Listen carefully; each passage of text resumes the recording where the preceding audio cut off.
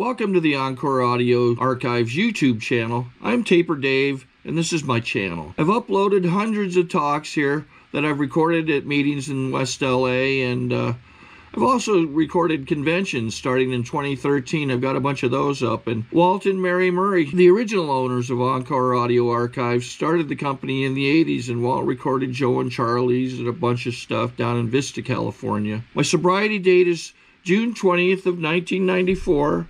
I hope you find something you like, so please like and subscribe to my channel and comment down below. If you want to hear something that I don't have or that you don't see, I'll see that I get it.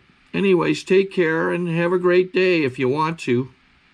I'd like everybody to give a warm welcome to Herb, our main speaker.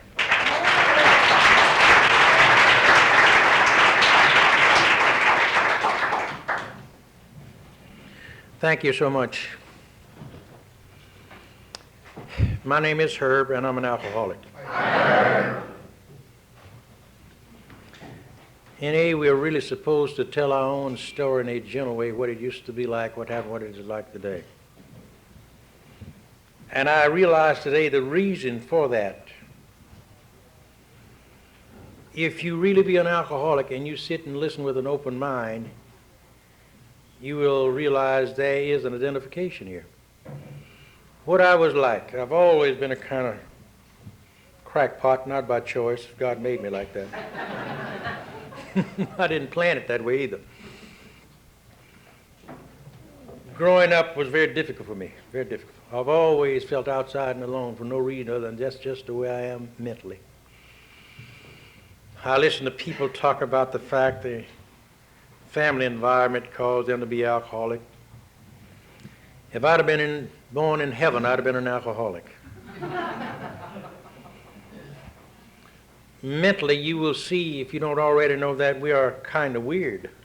I haven't seen one yet that wasn't. And this disease goes from Skid Row to the White House. It's amazing. And the next thing that I would like to share with the new people, you can be an alcoholic anytime you are one. It has nothing to do with how long you drink or what you drink. I had the problem the first time out, and 15 years later, I didn't know what the problem was. I had no idea. I'm one of those that had the problem the first time I took a drink at the age of 15, and it got progressively worse. I'm also one of those that have always had high hopes and great dreams and failed at everything I tried. I never held a job long enough to get an income tax return. I didn't. And I still didn't know what the problem was. I had no idea. I made jails, and I still did not know what the problem was. I had no idea. Now, the thing that I think about today is the fact that I believe that there's a miracle here. I believe that. When I came to the program the first time in 1953, June the 27th of 1953, I was at the point, and I didn't realize at that time, that I had completely and totally give up. I used to dream of dying in my sleep. That's how I felt all the time. And I have no idea of how many jobs I had, and I was ashamed of that. I wanted to be smart. I wanted to be intelligent. I wanted to be just like everybody else. And to show you the baffling part about this disease, when I would take a drink, my total thinking would change. And I would do things that's even disgusting to me when I get sober. And I love to drive the car. Give me the keys. Give me the keys.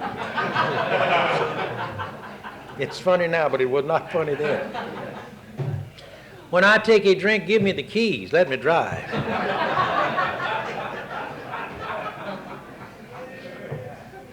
And when I would get sober, I said, I won't do anything that stupid again, and a week later do the same stupid thing. I didn't know what the problem was. By the time I was 20, my drinking behavior was so peculiar, my parents thought matrimony might help.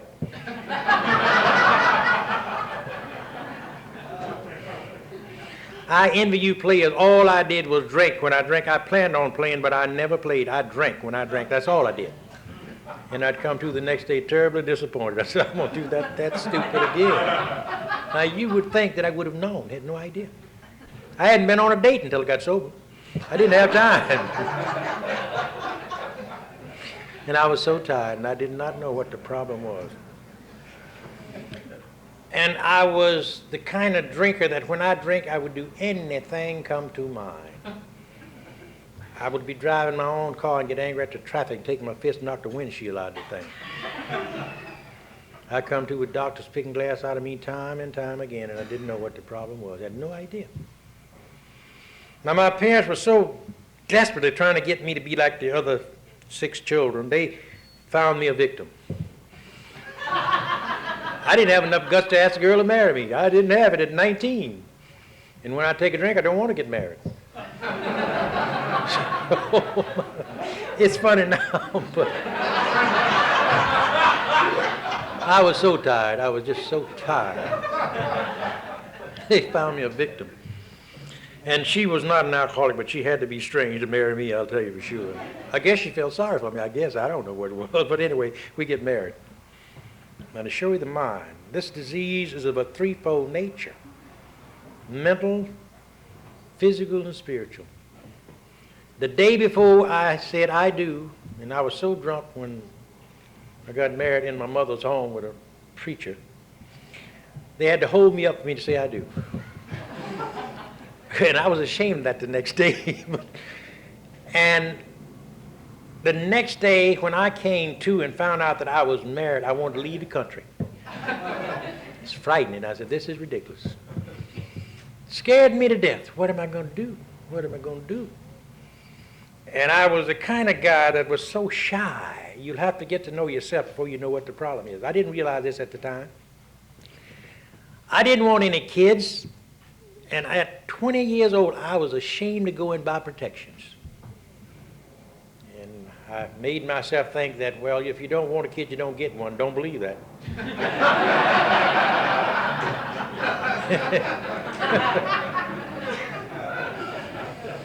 Now, I don't know whether I got one, but somebody did, I'll tell you for sure. But they said it was me, so I have to accept that.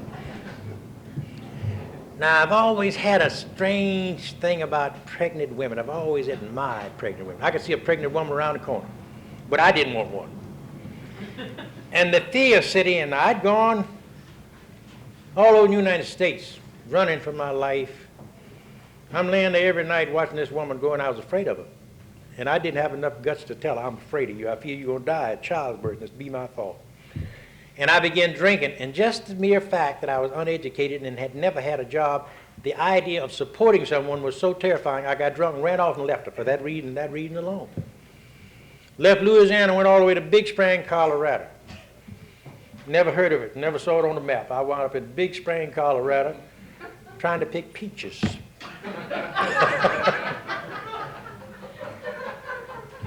Because I was one of those guys that was too proud to beg and too proud to steal. If you can steal and beg, you got something going I did not have. If I stole something, I'd get drunk and take it back. I was a good doer.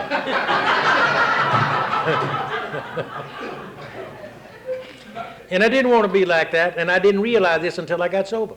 Now, I had drank so hard and I became so addicted, I couldn't afford to look up even when I wasn't drinking. I'd look down so long, drunk.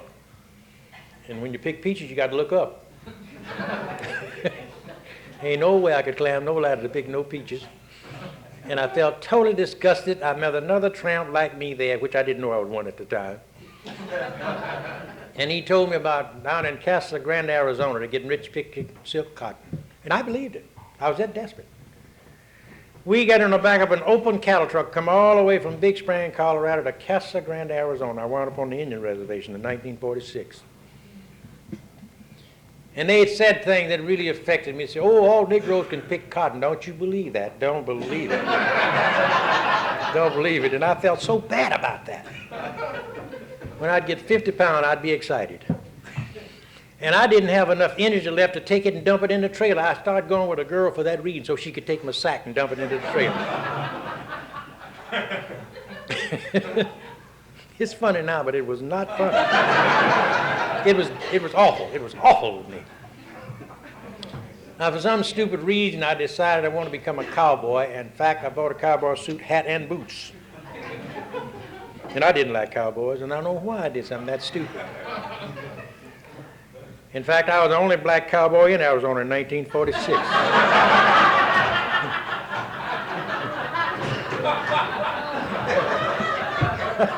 It's funny now, but it was not funny then. Believe me, it was not.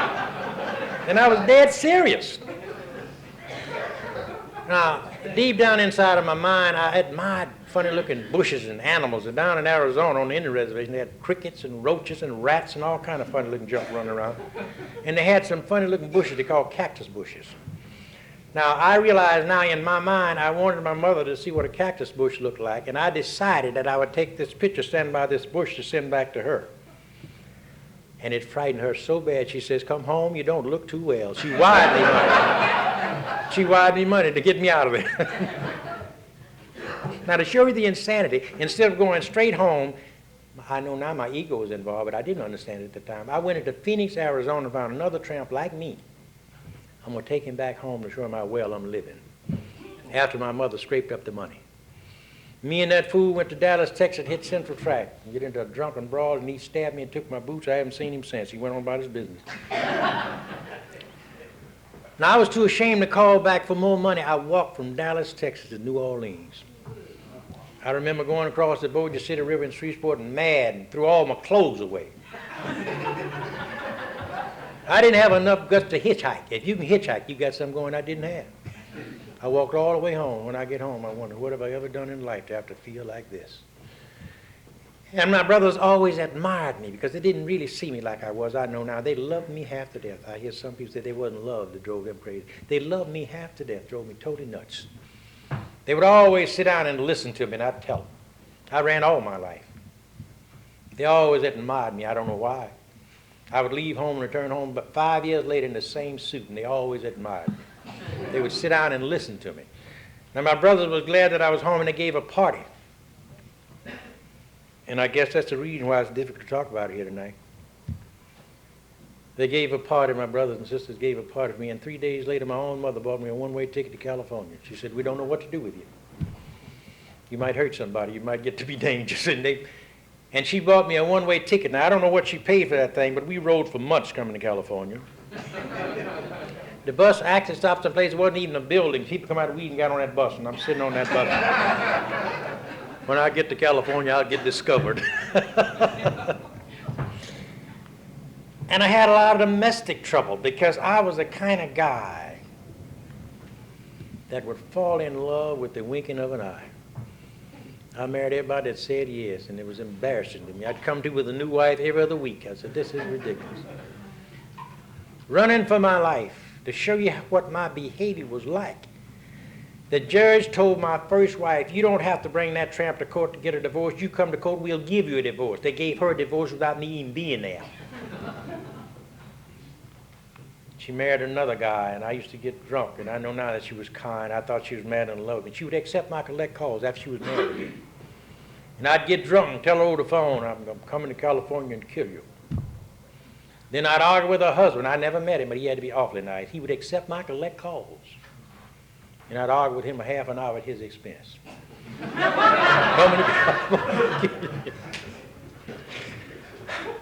And when I'd get sober, I was ashamed of it. But now when I hit 5th Street, December 18th in 1952, I want to tell you something.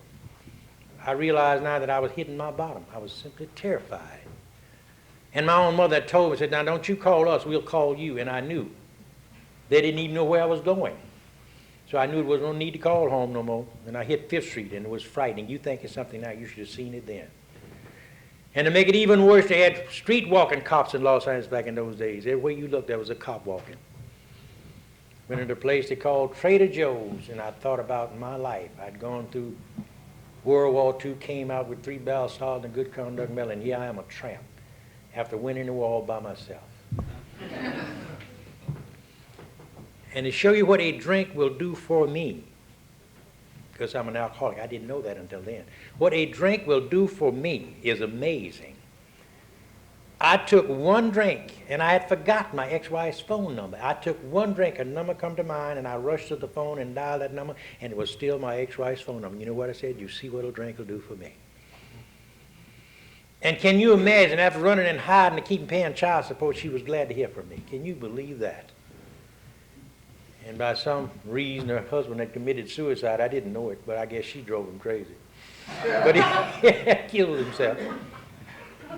And she came all the way to 5th Street to get me to bring me to her house for me to meet my very own son for the first time. Now, anybody would be grateful just for that. The first 5 minutes on that bus on the way to her house, I was so grateful. I said, she's terrific. Show her the insanity, which I didn't realize until I got sober. Before I can go 55 blocks, and she didn't even tell me I was going to get to spend the night, I'm worried about who she had been seeing. It made sense to me. And I didn't even have enough guts to tell her that I'm jealous of you. I want to go where you go, I want to see what you do. And she made me welcome at her house. And she also told me don't look for a job during the holidays. Can you believe that? Now, any normal person would be grateful just for that. I was so jealous, and I was so afraid. I could not control my mind. She was going to do the shopping December the 18th in 1952 for our kid and for me with her money. And I'm sitting there, I just know she's telling the guys I'm in town. And I remembered what my mother had told me about my drinking. I said, I can't afford to drink. But I convinced myself, this time I can't afford to get drunk, but I've got to have a drink to tell her how I feel. With a disease that I didn't know I had. And that's why I'm here tonight, just in case you're like me. Until you know what the problem is, there's no answer. It's so frightening, so frightening. I begin to drink, convinced that I cannot afford to get drunk, but I've got to have a drink to tell her how I feel. With a disease I didn't know I had. And what actually happened that night, I kept pouring them down, and I get angry. And she told me something the next day that people had been telling me for 10 years. She said she and her kid came home, looked in on me that night in her house drinking. I didn't even look human. They went to spend the night at the neighbor's house. I went upstairs in her house and cut up every stitch of clothes she had and ripped her phones on the wall that night. And when I came to that morning, I wanted to die. I wanted to die. I understand today when they tell you if you forget your last one, you might have another one coming. I would rather die than have to go through that. Now, she had a bunch of ministers to come in and pray for me that day, about 5 or 6 ministers. And I know they were sincere, but I'll show you the mind. I'm sitting there watching them try to bless me and saying to myself, they're crazy. They're absolutely nuts. They got so worked over my behavior, they start flipping like cheetah, and I'm sitting there ashamed of them. And they're trying to help me. But I'm taking their inventory since I'm so bright. That afternoon when those ministers left, I know now I looked so bad she felt sorry for me, and she was willing to listen to me.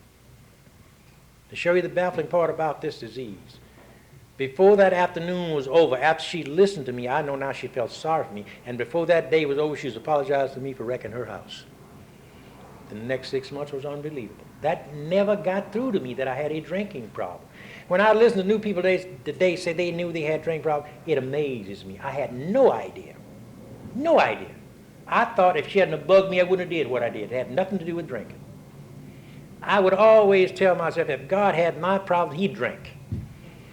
That's how I thought about drinking. And I would get drunk and tell him, I got no country, I've got no flag, all I got's alcohol, and pour it down. June the 26th in 1953, I was home alone drinking because I'm mad she's got a job and I don't have one. It never occurred to me to get sober and get a job. But I'm mad. She's got a job. Now, I don't realize she's feeding me. She's giving me a place to stay. I'm mad at her. And I began drinking, trying to figure out a solution to get even with her. Went into what I know now is another blackout. Went in the kitchen in a blackout and got a kitchen fork. June the 26th, and tried to kill myself with a kitchen fork, which is not a good way to do it.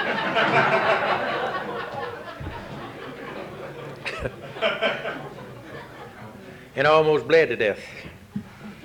She came in that afternoon from work, and I never will forget it, and she got frightened and ran next door and got to the neighbors. These old nosy neighbors came over, and they didn't come in. They stuck their head in the door, and they told us, you know what, something wrong with him. You probably don't know this, but if you're a real alcoholic, they discuss you in the area where you live. You can believe that.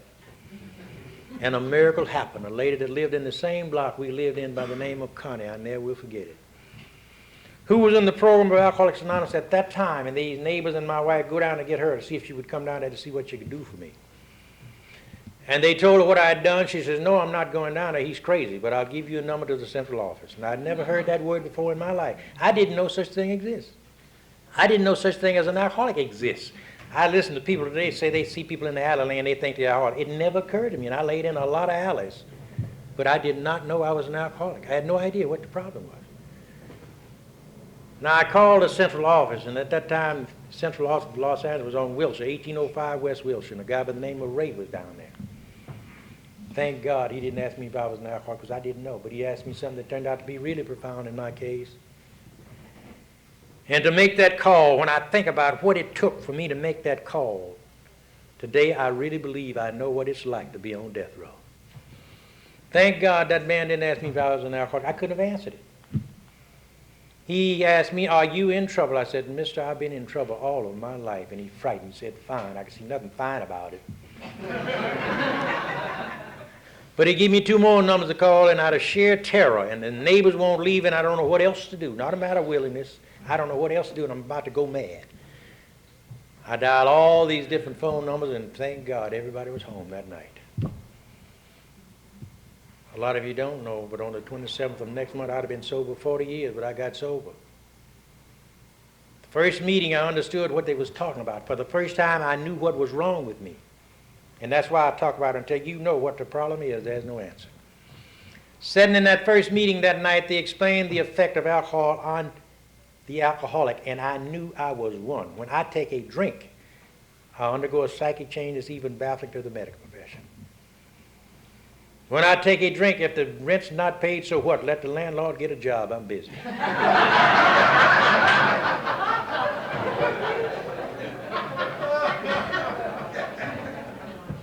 And the next day I'd be so ashamed of my behavior, I would move. Get out of it. I ran all over the United States.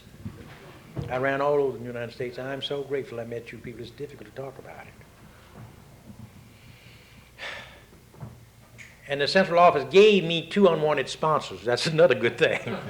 I didn't have enough guts to ask for a sponsor. They gave me 2 that act like cops. They come to get me. And they didn't ask me, they just told me. And they'd walk on each side of me, and they took me to what was called the Western Atlanta Club, which is the Birch Street Club. 7819 Southwest, and I'll never forget it. 40 years later, when I past that building, I get a feeling that you can't explain. Now, I didn't want to go to that meeting, but I was so desperate and so frightened I didn't know what else to do, and I went. And when I came in, newcomers had to come up to the front to get the blessing. They brought me up front and sat on each side of me, and when they asked for newcomers, I didn't know what to do. I had no idea. And I had one long, tall, dignified, sophisticated guy as a sponsor, and one little guy, and to show you the insanity, his nose was as big as this clock. He's about 4 feet tall, and it bothered me. It drove me totally mad, trying not to look at it. And good came out of it because I didn't believe this sophisticated guy could be an alcoholic. I said, that little one could be anything. He could be anything. And he was a case, believe me. I don't know what it was like drunk, but he was a case. Back when I came in, sponsors act like cops. And I'm glad they did, because I didn't have enough guts to come back. They came every day uninvited and brought me back. Now, the next thing that helped me, I had a tremendous fear of what they would do if they caught you drinking. Didn't have enough guts to ask. And I was so mixed up, I didn't realize they were getting drunk all over the place. But I was not about to let them catch me is the only reason why I didn't drink the first 4 weeks. Going to meetings and listening with an open mind, and the first thing that I realized, until you know what the problem is, your problem, there's no answer. Now, I didn't volunteer to be an alcoholic, but believe me, I'm one. Believe me, I'm one. When I take a drink, something happens to me that's even baffling to the medical profession. And you will never know who will be one until you are one. And that's the amazing thing about this thing. That's the amazing thing. And I'm so glad that I stayed around long enough to read that thing, but why we were chosen, and that's why I'm here tonight. That's the reason why I'm here tonight. Going to meeting with my sponsors and not drinking and going through all these mental changes that we weirdos go through, I would get so tired. And I got my first job, moved out and left this old ex-wife because she's a burden. Got my own place for the first time in my life at 29 with my own door key for the first time in my life. Bought myself a convertible Chevy with a kid on the back. And I had been on skid rows all of my life. I was totally convinced that anybody doing this well will never drink again. I was totally convinced. And I stopped going to meetings, and I didn't tell my sponsors none of his business. I've got this together now. The obsession hadn't even been removed from me. Dishonesty got me drunk. I didn't see it as dishonest at the time. Me and this old ex-wife not even speaking, but we fill out an income tax check return together so we can get more money. But I don't want her to have none of it. This is my money. I had every crook in town to sign that stupid check, and I couldn't get it cashed. And I dipped that thing in ink eradicator so many times it was limb as a pocket answer. I didn't tell my sponsors none of his business. Going to meetings every night. And I felt justified to show you the insanity. Get $192 back. And I said, she will never get half of this check in this life. Then I had to tell her. And she and I went down to the Bank of America on 7th and Alameda, April the 14th in 1955, and get this check cashed. That was the first income check I'd ever had in all of my life at 29, the first one. Because I'd never filled out income tax, because I'd never stayed on the job long enough to get all the reports. And I was ashamed to run around asking questions at all these places that I'd worked. We go in the bank and get this check cashed, and I'm saying to myself, and she will not get half of this $192 in this life. And I'm sure she was saying, I'm going to have it. Now, we came out of the bank, and I wanted to surrender, but I couldn't. Chuck C. used to always talk about, you must surrender or you die. I wanted to give her half that money, but I couldn't. We get into a physical fight. Lost the money, the wind blew the money away, and I ran off and got drunk.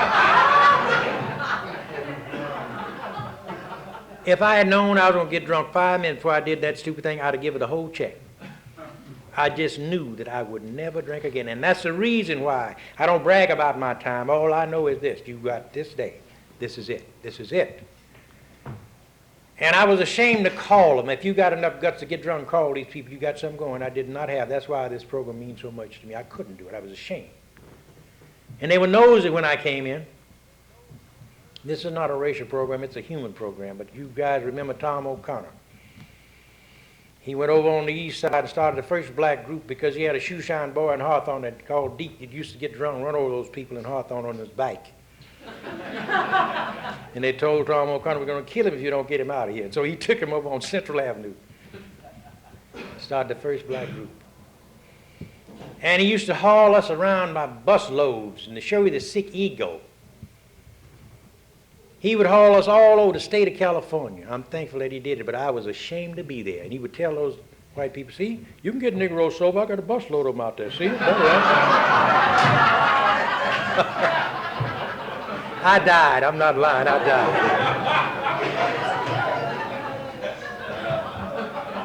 And the only reason why I didn't run off that bus, I was ashamed to run off the bus. The only reason why I stayed. But I'm glad he did what he did. Those sponsors and Tom, back in those days with newcomers, they began to work with us right away, and I'm so grateful because they made you realize until you tell yourself what you have to know, there's no answer. That's why ministers don't get through to us. Doesn't matter how long you've been sober. You show me an addicted person, and I'll show you a guy, a gal that can look you dead in the eye while you talk and be thinking about Europe.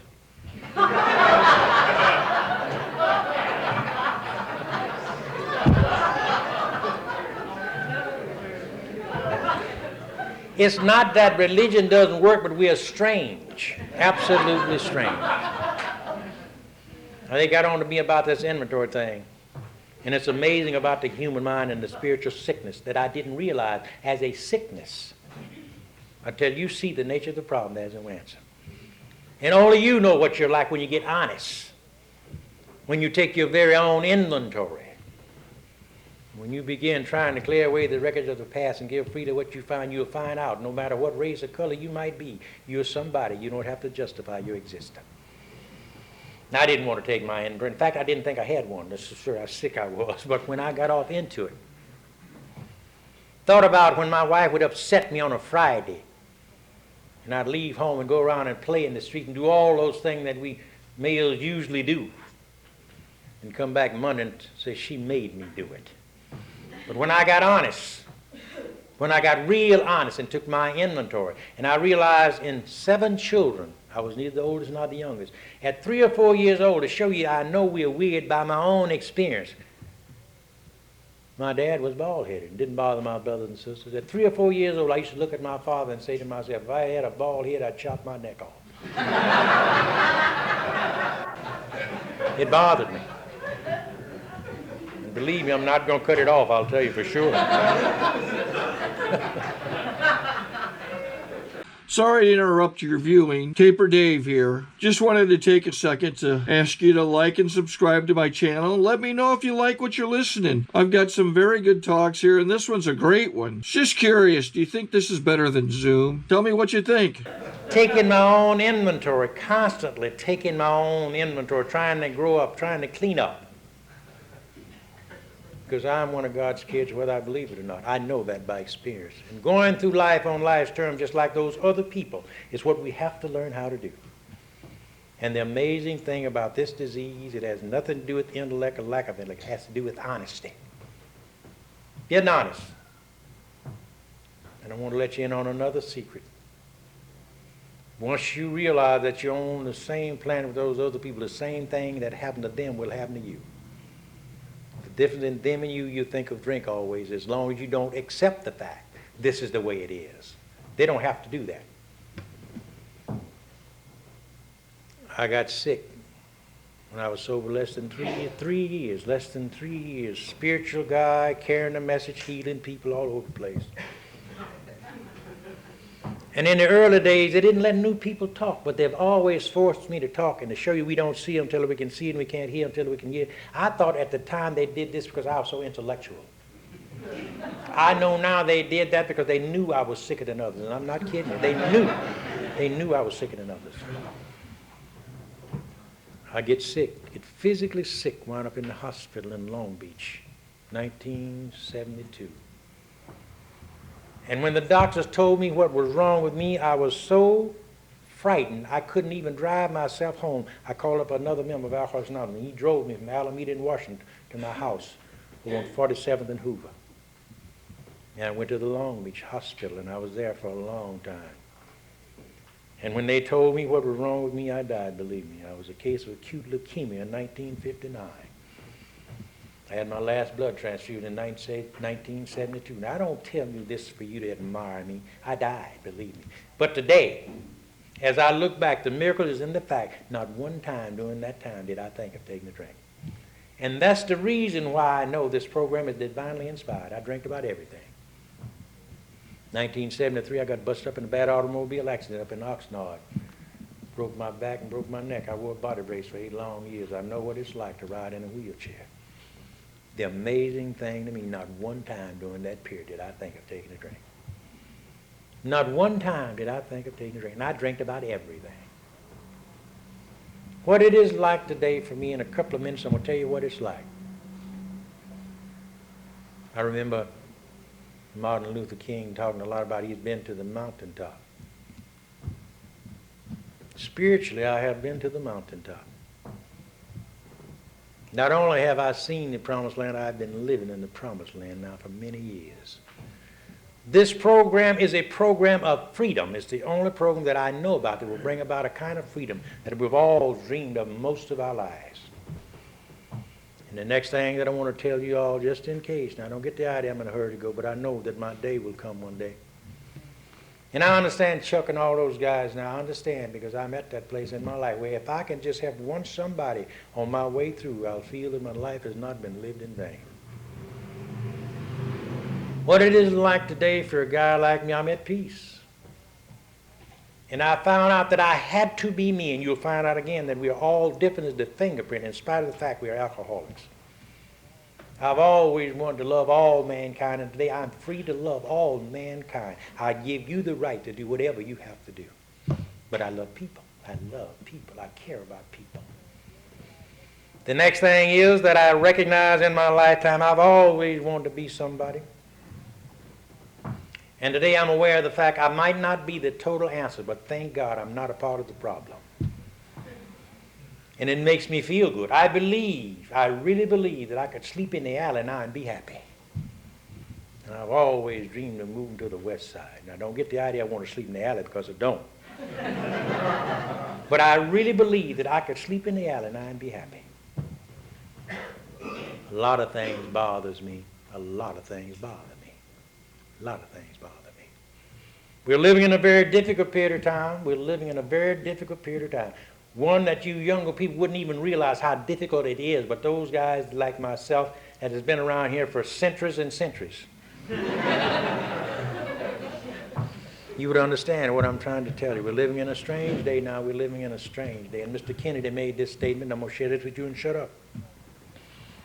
And he was talking to the American people at that time. He said, today you and I are bound together, and our challenge rushes out to meet us. If we are to achieve our goal, if we are to fulfill man's eternal quest for peace and freedom, we'll do it together. And together we can and will succeed. Now you might wonder what does it have. It has everything to do with this program. Can you imagine in real life having this bunch of weirdos drinking, what it would be like here in this city tonight? They'd have to shut it down. And here we are. One drunk talking to another, caring about another, no matter where you're from. It's amazing, absolutely amazing. I'm free at last. Thank God Almighty, I'm free at last. Now the next thing that I would like to share with you to let you know that I love all of you, and I know you love me. I listen to people who have been around like myself. It doesn't matter whether you love me, please keep on loving me. I couldn't last one day without you. Every day when I go about the business of living, I know deep down inside of my very soul that never again in life will I have to walk alone. That's what makes this program so important to me. Keep up the good work. And you and I, from the newest in this room tonight to the oldest, we have an obligation. We have a commitment. And get that thing and read it why we were chosen. You'll see why it's necessary to take this program serious. See why we were chosen. This responsibility was not given to the psychiatrist. It wasn't given to the minister. It was not given to the great intellect. It was given to that screwed up drunk to fulfill a condition that is so very necessary today, more than it ever was in the history of mankind. Thank you and God bless you. Thank you very much.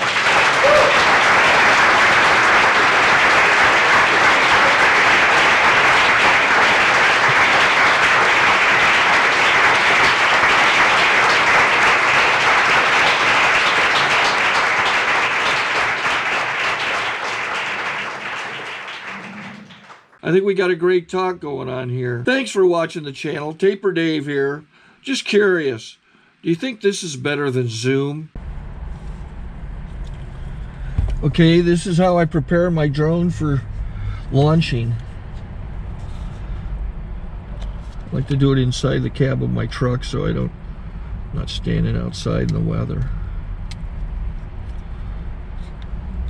To install the joysticks for control, up and down, right and left, powered on. I have an Android phone that I use to connect it to the drone with. And it's actually controlled through the iPhone, through an app. Oops, wrong way. It's actually controlled through the iPhone, or through this Android phone, through the app.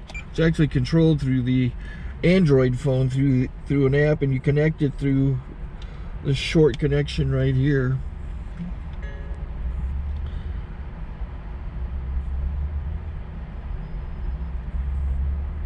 Remote control connected. Remote control's connected. So I pull out the drone. I have to extend the legs. Long legs extended first, then the short legs. Remove the gimbal protector. Set that aside, then power it on one short burst and one long burst. I lay it down. So I have to go to calibrate. So the drone's not connected yet. It shows you here as this drone gets disconnected, even though the remote's powered on. So the drone has to establish it's connected. So I go into the app to calibration mode. First I'll calibrate the remote controller. Start calibration.